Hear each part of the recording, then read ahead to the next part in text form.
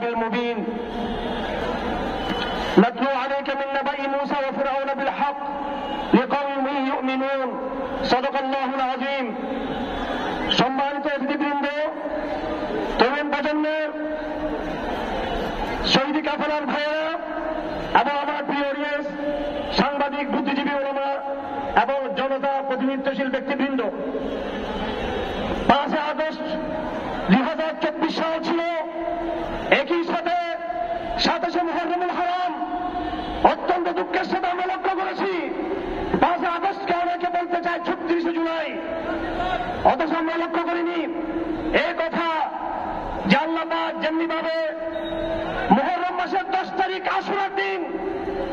তদানীন্তন সময়ের মানব সভ্যতার সবচেয়ে নিকৃষ্টতম পরাশক্তি এবং সেই পরাশক্তির প্রধান আইকন ফেরাউনকে পানিতে ডুবিয়ে ধ্বংস করেছিল সেই দিনটি ছিল মুহররম মাস।